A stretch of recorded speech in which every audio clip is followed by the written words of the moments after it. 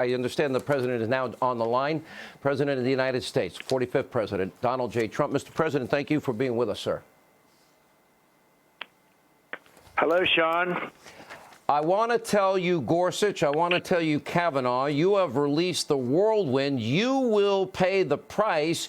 You won't know what hit you if you go forward with these awful decisions.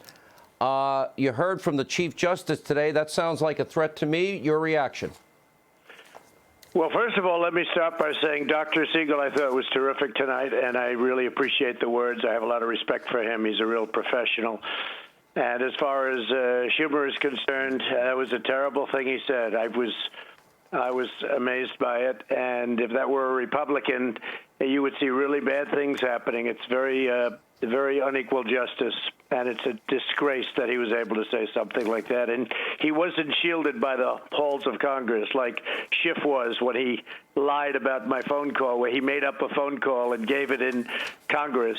And you immediately say, good, we'll take it to court, but he's got immunity because he's talking in Congress. And so he totally made up it was a fake phone call.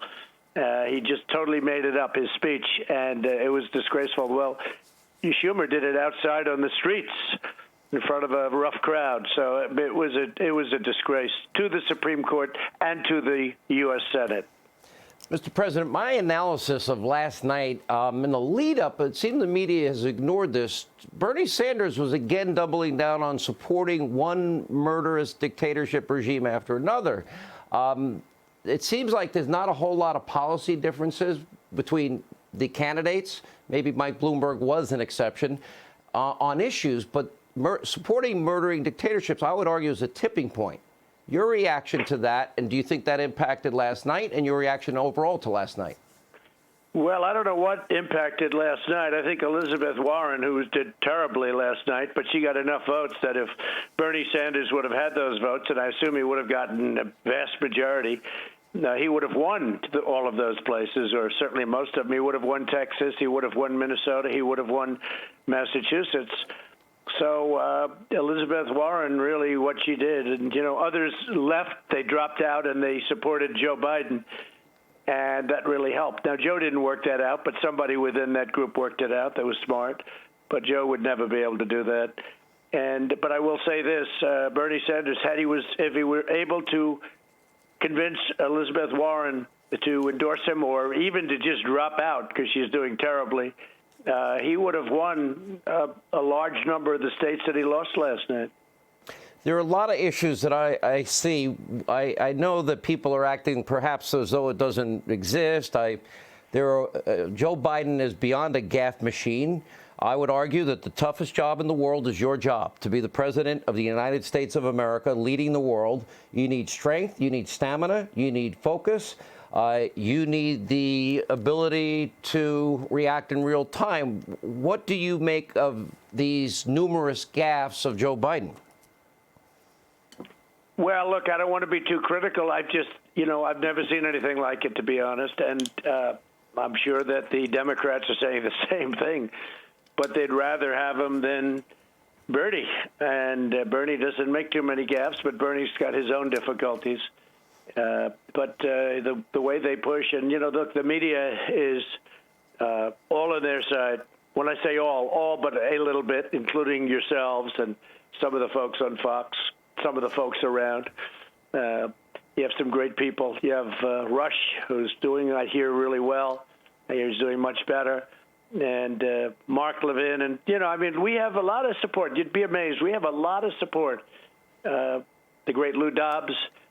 So many people we have as supporters outside of just, our Fox News, which, I have my own little difficulties with, if you want to know the truth. They put people on that I think are inappropriate and say very, very false things, and people don't challenge them. I think they're trying to be very politically correct, or fair and balanced, right, is the term, yeah. Fair and balanced. But I think they hurt themselves, if you want to know the truth. Mr. President, I have not seen this reported much. The turnout for you has been record-breaking. And that goes starting back with Iowa, New Hampshire. Last night, you received more votes in Vermont, Minnesota, and Massachusetts than any incumbent in the last 4 decades. In Colorado, Republican turnout for you last night, this is an uncontested primary, greater than the past 3 Republican primaries combined. In Texas, you received more votes last night than Bernie Sanders, Joe Biden, and Elizabeth Warren combined. And we're seeing similar results in every state. How do you interpret that? Well, I appreciate you saying that. I've heard those numbers. I have not read them in any media. I don't read those numbers because they don't tell us those numbers. But the people get it, Sean. The people are genius. The people are brilliant in so many ways. They get it. But you don't read those numbers. Those numbers aren't broadcast for the most part. I've never seen them. I've heard them. I had heard that, and I had heard that we broke records all over the place, and never once have I seen it. And I'm pretty good with the media. I see a lot of the media, what's going on. I haven't read it. I haven't seen it. Well, I like to pride ourselves on this program giving news and information that they ignore. Let me ask you, because we now know that there is a corruption issue, and there's an investigation officially in the country of Ukraine as it relates to Joe Biden, who said you got 6 hours, you're not getting the $1 billion unless you fire the prosecutor investigating my zero-experience son Hunter, being paid millions. After all you went through, and now that you see Ron Johnson in the Senate, and you see Ukraine investigating this issue, and then the other countries such as China that Peter Schweizer writes about in great detail, that Hunter, again, no experience, making tons of money. It has to be a campaign issue. How do you plan to use it, or do you plan to use it? Well, to show you how crazy it is, it's not a campaign issue for the Democrats. They don't want to bring it up. They were obviously told you can't bring that up. So even people that are against, if you look at Joe, they're against Joe. They don't want to bring that up. That was off bounds. I watch certain reporters say that this is totally unsubstantiated, and we're sorry to even ask you a question. Anderson Cooper. Then he asks a question at one of the debates, and it was so mild, and a ridiculous answer is given because there is no answer to it. Of course, it's corrupt. And so he gives a really bad answer. And they go into the next question. Nobody says anything. The other people that are running, trying to beat him, don't bring it up. That wouldn't happen with the Republicans, I can tell you. I'm not saying good, bad, or indifferent, but that certainly wouldn't happen with the Republicans. And, it's incredible. That will be a major issue in the campaign. I will bring that up all the time because I don't see any way out. I don't see any way out. For them, I don't see how they can answer those questions. And maybe they can. I hope they can. I'd actually prefer it that they can, but I don't believe they'll be able to answer those questions. That was purely corrupt. Any thoughts in your mind why you think Barack Obama has not endorsed his vice president of 8 years? Well, I would say because he didn't think he could make it. He didn't think he had a shot at it. He's dealing with people that I didn't rate the highest on the political scale. I know everybody, and I look at even a party. I know people that are Democrats that are far above what you're watching. I watched one night, and I looked at the cast of characters. I said, this is 350 million people, and this is the best we can do. I don't think so. I will tell you, I know some Democrats that would blow all of those Democrats away, but they didn't run. Maybe they just didn't want to run against me. I've heard that. Maybe it's true, and maybe it's not. It makes me feel good. But they didn't want. They're going to wait. They're going to wait for another 4 years. But you have some Democrats that are very impressive. This is not a group that I think was very impressive at all. Mr. President, Joe Biden has a record. He served as vice president for 8 years. That record would include the Iranian deal. That record would include how they reacted and responded with the H1N1 virus. I'll get to that in more detail in a minute. That record would include 13 million more Americans after 8 years on food stamps, 8 million more in poverty, the lowest labor participation rate since the 70s, the worst recovery since the 40s, the lowest home ownership rate in 51 years, and that would also include the accumulation of more debt than all 43 presidents before Obama, Biden combined. You have your record. How do you compare? Well, I think what we've done is unprecedented. The largest tax cuts in history, trade deals all over the place. I mean, they're going to start kicking in fairly soon. Unfortunately, by the time we get to the election, they'll just be partially kicked in. But the deal with China, $250 billion a year. The deal with Japan, and it's a partial deal. I'll go back, and we're going to make it much bigger even. But it's $40 billion a year. The deal with South Korea, the U.S.-Mexico deal, the U.S.-Canada deal, the USMCA combined. One of the biggest trade deals ever made. The deal with China is actually, right in that same category. It's an incredible thing. What we've done, we've rebuilt the military. We've taken care of our vets. We got choice. Nobody thought we were going to get choice. They've been trying to get choice for over 40 years. That's veterans' choice. With a veteran, if they can't see a doctor quickly, they go out to a private doctor. We pay the bill. And it's a great thing for our country. It's a great thing for our veterans. We got accountability so that if our veterans are treated badly, if they're treated horribly, we had sadists in the VA. We had all sorts of problems. Thieves. You couldn't do a thing. You couldn't fire anybody. I got accountability pass, which was not easy because of unions and because of civil service and, all of the reasons that everybody would understand very easily. And we got that passed. They've been trying to get that for many, many decades. What we've done is very unprecedented. Nobody's done more in 3 years, the first 3 years, than we have. Environmentally, we have the cleanest air. We have the cleanest water. Our air is as clean or cleaner than it's ever been.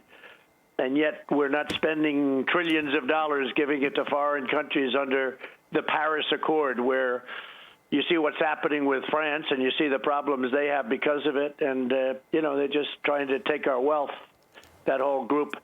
So a lot of things are happening. Our economy is doing fantastically. We got hit with the coronavirus, and that was out of surprise. I started hearing about it very quietly a couple of months ago from China. And I said, well, I hope that doesn't happen over here. Then it got a little bit more, a little bit more, a little bit bigger. And against the advice of a lot of great professionals, frankly, and they work for the administration and outside. I closed the borders to China, and that's why we have a very small number of people that we have to really worry about. And, a lot of things have happened that have been very fortunate, but I closed the borders against the advice of a lot of people, and it turned out to be a very wise decision. Otherwise, we would have had a lot of people coming in during that course of a number of weeks. So, we're doing a great job. We have a great group. Mike Pence is doing a fantastic job. I put him in charge of the group. And we have the greatest doctors in the world. We're also helping other countries. We help a lot of other countries. We would even help Iran if they wanted. They're hit very hard. But we're helping a lot of other countries. Mr. President, I have the timeline, and, unfortunately, these pandemics pop up. Unfortunately, people die from the flu every year. One of the great things I love about this country is the innovation that our great scientists and medical professionals, they rise to the occasion all the time. And I'll get to H1N1 and Biden, Obama, how they reacted. The WHO identified on December 30th of last year that there was a virus with pneumonia-like symptoms. It was January 7th when they labeled it the coronavirus. I want to go to your decision of January 31st, and that was a travel ban that Joe Biden said was xenophobic on your part, and CNN said it might stigmatize people from countries. But you took an added step that hadn't been done in decades, and that was quarantining Americans coming back from the region. This is about 3 weeks after we just first identified the virus. You're saying that people recommended you not do this, and why? And why did you go with that so quickly? And what was your rationale at the time? Well, I would say everybody said it's too early, it's too soon. And good people, brilliant people in many ways, doctors and lawyers, and frankly, a lot of people that work on this stuff almost exclusively, and they said, don't do it. And my theory was that, we take a lot of people in, and China was being hit hard at that time, by that time. We started reading a little bit more about it. It wasn't something that was going to affect us. You don't think of it in terms, when you first heard it in China, you don't think our country is going to be affected. And I thought it was a wise thing to do. And again, we stopped tremendous numbers of people coming in from China. And then we worked on a whole quarantine system, which worked out very well. You know, one of the things we did, the numbers are small when you're talking around 100 people, but we brought in approximately 40 people from a ship. They're Americans, but they were on a ship. You know all about that. We brought them in. And I knew that when I bring them in, immediately our numbers get higher. Now, again, compared to some countries, we're talking about very small numbers in our country, very, very small, because of what we did with the borders. But I brought in actually approximately 40, a little bit more than that, from outside, because they're Americans. We had to take care of them. They were left in sort of abeyance. They were in the middle of nowhere. And I felt we had to do it. And in one way, I hated to do it statistically. I hated to do it from the standpoint of having people coming in that's going to, you know, is it going to look bad? I wasn't worried about the other people catching it very much because our people are so good and we had quarantine set up. But we brought in a lot of people. Now, a lot of those people now are getting better. Very much so, and we'll be releasing them. And I think we should probably, when we release them, when people are better, we release them and we reduce our numbers. So we've been doing really well. It does have a big impact on older people and people that aren't well, and has very little impact on young people, especially very young people, which is interesting. Yeah. Much less so than a lot of other infections or viruses. So we've learned a lot. We're learning a lot right now, but older people, like the nursing home in Washington, the state of Washington, has been very, very heavily affected. The people are much older, and many of them are not very well. You know, and it's funny you say that because the H1N1 virus, that was a pandemic in 2009 and 10. Interestingly, in Obama and Biden years, we lost around 17,000 Americans. The CDC estimates are we lost 200 to 500,000 lives worldwide. In that case, children were more at risk with the H1N1 pandemic. Dr. Anthony Fauci, who I've watched for years, he is a great scientist. He's been very cautious and, you know, has said that this could become another pandemic like we experienced in 2009 and 2010. He said it might be as long as a year before we ultimately get a vaccine. There are 20 specific vaccines presently in development. You have said that you are evaluating on a daily basis. For those Americans that might be fearful tonight, that those that might be talking about, well, potential down the road we'll close down schools and maybe there'll be more telecommuting kind of working situations, what do you say to them based on, as this develops, what are we prepared as a country to do to keep our citizens safe? Well, I just say that it's, you know, a very, very small number in this country. And we're going to try and keep it that way as much as possible. I will say, though, the H1N1, that was swine flu, commonly referred to as swine flu. And that went from around April of 2009 to April of 10, where there were 60 million cases of swine flu. And you had actually it's over 13,000. I think you might have said 17. I had heard it was 13, but a lot of deaths. And they didn't do anything about it. Interestingly, with the swine flu, children were, in particular, they were vulnerable, sort of the opposite in that respect. But children were very vulnerable to the swine flu. But they never did close the borders. I don't think they ever did have the travel ban. And we did. And, again, they lost at least 13,000. It could be as high as 17,000 people. And they reacted much differently. And then, you know, I watched Biden try and criticize us, but I'm not sure he knows what he's criticizing, to be honest with you. But I watched him the other day try, or I watched Schumer every time they put a mic in his face. He has no idea the incredible job these people are doing. He'll say, oh, they're doing a horrible job, horrible job. Well, he says that because that's like the order, you know, he'll say it about anything. If you say, how great is the deal with China? Oh, I don't like it. I don't like it. He said he took away tariffs. Well, I didn't take away the tariffs. They're paying 25% of $250 billion. They pay us a tariff of 25% on $250 billion. But he was screaming, he took away the tariffs. You know, he didn't want the tariffs. And then all of a sudden, when he thinks they would take it away, but we didn't take them away, just the opposite. It was rather incredible that we didn't take them away, but that's the way it is. And we're getting along very well with China. We're dealing with China. President Xi, who I speak with, President Xi is working very, very hard in China. They have a big problem, but their numbers have gotten much better with respect to the coronavirus. Very much better. Yeah. There are a couple of economic indicators, and I know markets tend to be skittish, although it really wasn't during the H1N1 swine flu period, which is interesting to me. But they seem to be adjusting and accepting that all that, I guess, can be done is being done. We do have some economic numbers just out. U.S. economy service sector grew in February at the fastest pace in a year. A CNBC report on ADP, their job report, that the economy adding jobs in February, despite the coronavirus scare as private payrolls expanded. They are saying employment, excluding government jobs, rose by 183,000 for the month. Do you expect maybe a short-term slowdown at all in the economy as a result of the virus? And maybe, of course, it's a global economy, the impact on China's economy in particular. Well, I think we're just doing very well. It's very interesting. You know, for years you've known me, and I'm sort of saying keep it within the borders a little bit more. You know, let's make our own medicines here. And, you know, we've already started that long before I heard about this, before we knew about the coronavirus. But I've started it. But I've been a big person for let's keep it a little bit inside. I'm not a globalist. I like our country to do well. And I'm certainly interested in the globe. We're working with them to help them in a lot of different ways, including the virus that we're talking about right now. But, you know, I've been saying stay here. Well, now people are actually staying here. And that's okay. Let some time go by, and they're staying here.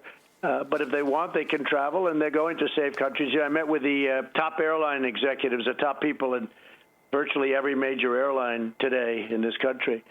And they're very aware of it, and they're ending flights to certain areas of Italy, which has been hit hard. Not the whole country, but certain areas and other places. And China, very big in terms of China. So a lot of things are happening, and frankly, if people want to spend their money in the United States instead of traveling abroad, I'm very fine with that. I think that's great. Numbers are coming out very well. The consumer in the United States is unbelievably strong, stronger than ever before, I believe. And that's why we're doing so well, and other countries are not doing well. The European Union is not doing well. As you know, parts of Asia, China is not doing well. Beyond the virus is not doing well. And we're doing great. So, you know, I think we're going to be in great shape, and this will go and this will pass. And working on vaccines right now. We're working on therapeutic measures, and we're working on a lot of things. I was with some of the greatest doctors in the world over the last 2 days, and they're saying what they can do today it's incredible what they're doing and what they've been able to do, and they're able to do it much faster. So we're getting some very good ideas, and I think you're going to have things happening pretty quickly. You extended your travel ban. You met with the pharmaceutical companies in the country. I understand you're going down to Atlanta to meet with the CDC leadership. Right. I know you have Vice President Pence at the helm of running this task force, and people like Dr. Anthony Fauci is warning it could be a pandemic. It could get worse, and at times we might have to take more severe safety measures. We have a report today, the global death rate at 3.4%, and a report that the Olympics could be delayed. Your reaction to that? Well, I think the 3.4% is really a false number. Now, this is just my hunch, but based on a lot of conversations with a lot of people that do this, because a lot of people will have this, and it's very mild. They'll get better very rapidly. They don't even see a doctor. They don't even call a doctor.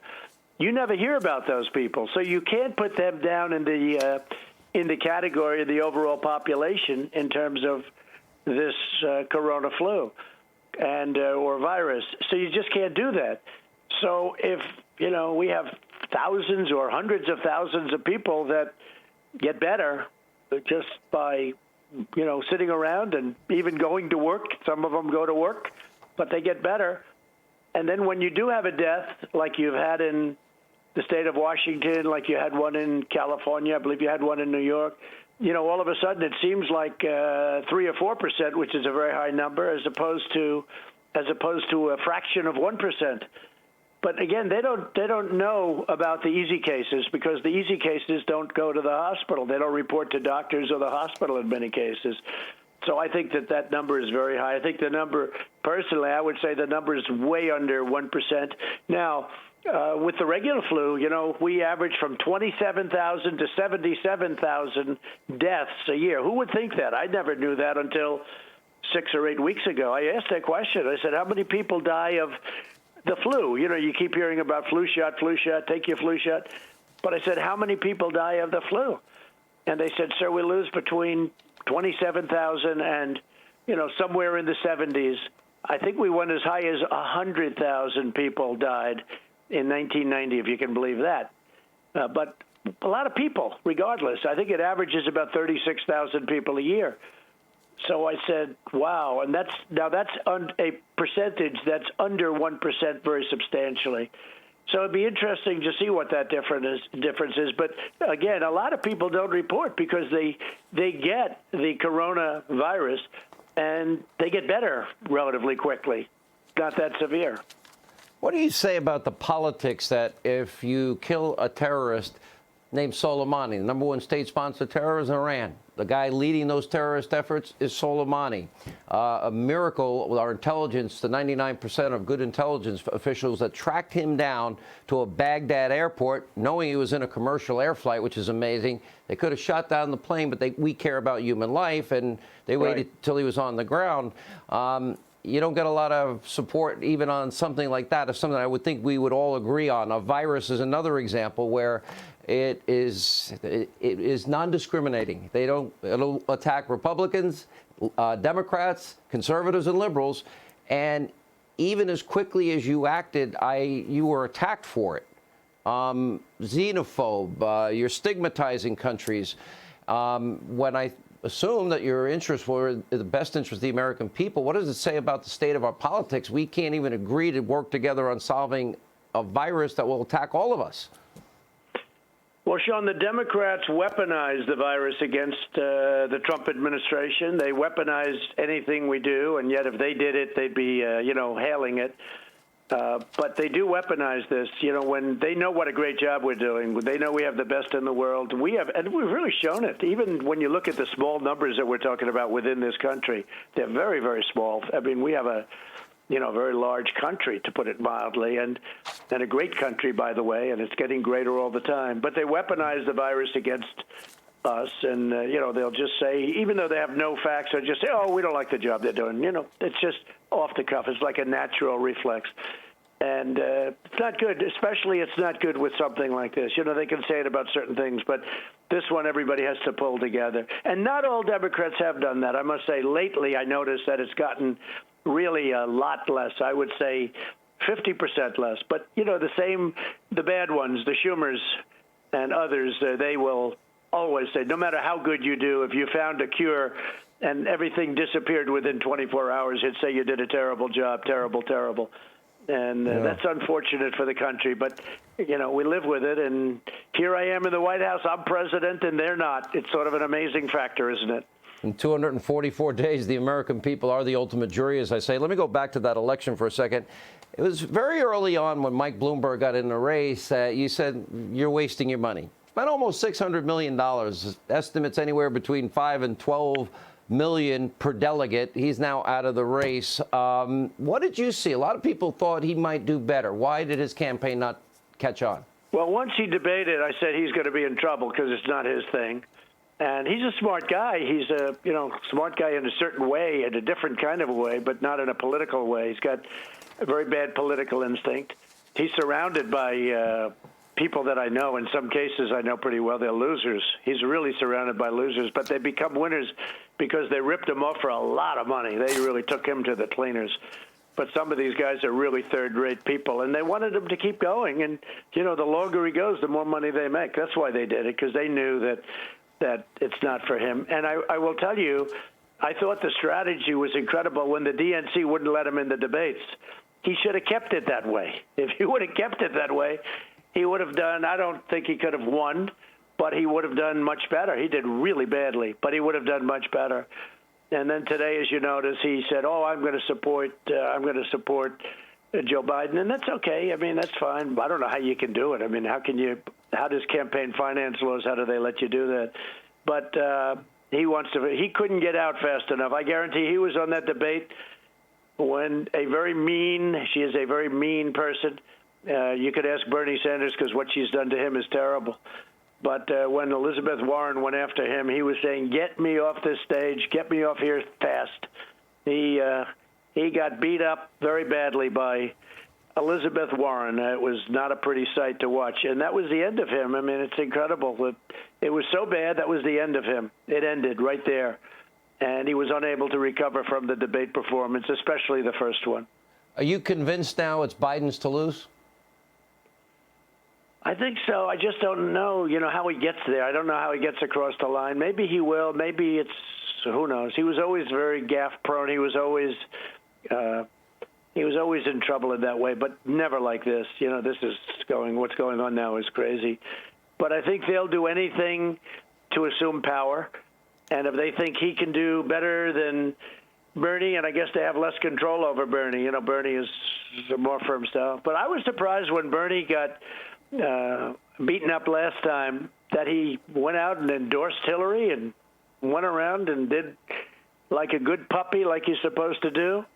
I was a little surprised at that. And even this time, he was saying about how wonderful, Joe Biden's a wonderful guy, a wonderful man. And, I'm a little bit surprised by it. It's almost like I don't know if he's admitting defeat. He might be, but I watched him yesterday saying, or just a little while ago, saying very good things about sleepy Joe Biden. And I was a little bit surprised. Let me ask you, in 2016, you had about 8% of the African-American vote. Right. We've carried a lot of your rallies. As you point out in every appearance, that they have record low unemployment now for African-Americans, Hispanic Americans, Asian Americans, women in the workplace, youth unemployment, African-American youth unemployment. I can cite you polls with African-American support for Donald Trump anywhere from 16 to 34.5%. One case, 33%. Right. Another case, 32%. Do you think that why do you think these approval ratings demographically have shifted, one? And two, will that translate, in your view, in votes in 244 days? Well, it should translate, but I think one of the reasons is criminal justice reform. I did it. Nobody else could have done it. We got some great Republican senators that maybe weren't so inclined, and I explained it to them, and they were really great, really great. I saw Alice Johnson today. She was in jail for 22 years, and she had another 20 to go. And it was a crime that, she admitted she did a mistake, but she was in there it was like a life sentence for something that somebody else would have been given 6 months to a year for, or a very small number. She's a great woman, and I said, "You have other people just like you, Alice, just like you." She said, "Oh, yes, there are other people." And I actually let 3 out. They all came to the office today. It was great to see them. 3 great people. But I think that criminal justice reform, we got that. I got that. The Democrats did not get it. I got it. They will probably at some point try and take credit, but they couldn't do it. And again, this was a Biden-Obama law that was, this was, and obviously it was really a Hillary. If this was a Bill Clinton and a Hillary, and it was, I guess Biden was a senator then and pushing it hard. Obama was, somebody said he was talking about it, but he had to be pretty young if that was the case. But this was a horrible thing. And so criminal justice reform is one. Opportunity zones, that's the great Tim Scott. He's a great guy. He's a senator and a great senator from South Carolina. Then he came to my office, talked about opportunity zones, and massive amounts of money is being poured into areas that haven't seen money in decades, and jobs, and people are really doing well. And the African-American population is doing phenomenally well. The Hispanic population is doing incredibly well. Opportunity zones is another thing. And, the unemployment rate, we have the lowest black unemployment rate. If you look, the black community right now has the lowest unemployment rate in the history of our country. Hispanic American unemployment rate, the lowest in the history of our country. Asian, the lowest in the history of our country. Women, the lowest in 71 years. And, so many things are happening. And it is true. I mean, we're having rallies now with black young leaders that are unbelievable people, and they'll come to the White House. They'll have 600-700 people.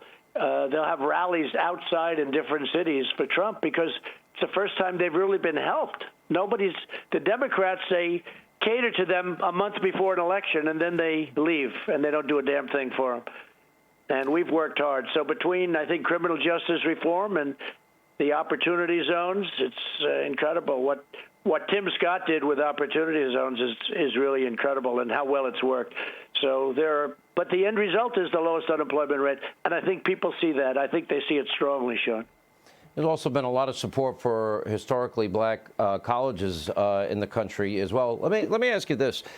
By the way, if I might, the historically black colleges, I got to know a lot of the deans and the top people, and they'd come. Now I'm here more than 3 years. They'd come every year trying to get money. And after 2-3 years, I said, why do you guys have to come back every year? They said, well, nobody's ever given. We've always have to come back. And one of them said, we feel like beggars coming into the White House begging for money. And I said, we shouldn't have to do that. You shouldn't have to do that. And I got them long-term financing for the historically black colleges and universities. And they're great people. I got to know them very well. And they serve such an incredible, such an incredible group of people and such an incredible and important function. And it's a very large, you're talking about millions of people are educated and taken care of, and it's really something good. But they don't have to do that. They don't have to come back. In fact, I said to them, I'll miss you people not coming up to see me. I'll miss you guys. I'll miss you gals not coming up to see me every year. But I don't think they could be any more thankful. They don't have to bother now. They don't have to do that. When you instituted your travel ban on January 31st, we identified Corona on January 7th and the quarantine. It was in the middle of your impeachment. James Comey, at all of your rallies, you say this should never happen to any future president. You fired James Comey. We know all about the dirty Russian dossier that was never verifiable. The top of a FISA warrant says verified. We now know it's been debunked. Hillary paid for it, and that it became the basis, the bulk of information for FISA applications to take away Carter Page's civil liberties and constitutional rights. But more importantly, it was used, and the Attorney General has confirmed this, to spy on you as a candidate, your transition team, and his words, deep into your presidency. I know that we've had the Inspector General weigh in. Now we have the Durham Barr investigation going forward. Without crossing into territory that I assume is different, how do we prevent something like this from ever happening again? I'm a big believer we need FISA. We need to be able to entrust Americans with these powerful tools because we've got a lot of enemies in this world. But it raises questions if it's going to be turned on the American people or on a presidential candidate or president. Well, they weaponized FISA, and they used it horribly, and Comey's a very bad guy, and you have other very bad people at the top. The FBI, the people in the FBI are incredible. I'll bet if they did a study, if you took a vote, I'd have a vast majority. They're incredible people. But the top people, the people that headed it between Comey and McCabe and Strzok and his lover, Lisa Page, and the whole group, it was a bad group. That's my opinion, and it's a very strong opinion. We'll see how bad it was.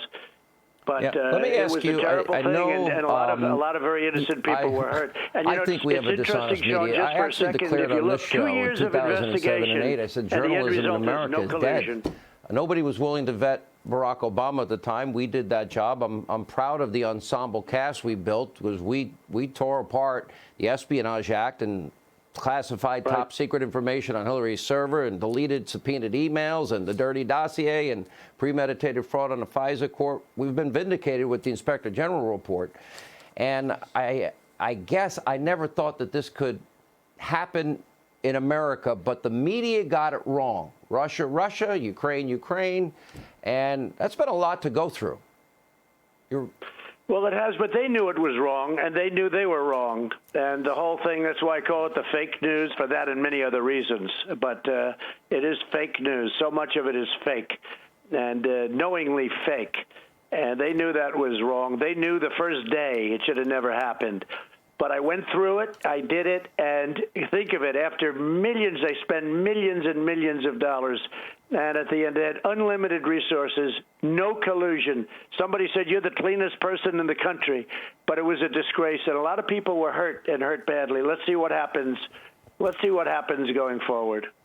All right, Mr. President, you've been very generous with your time. I know you're doing a town hall on Fox here tomorrow with Brett and Martha, with, I guess, That's taking right. questions from the American people. We'll look forward to watching that. You're always generous with your time. We'd like to get the state of not only the campaign, the country, obviously a lot going on. Thank you for your time. Thank you very much, Sean. Thank you. Thank you.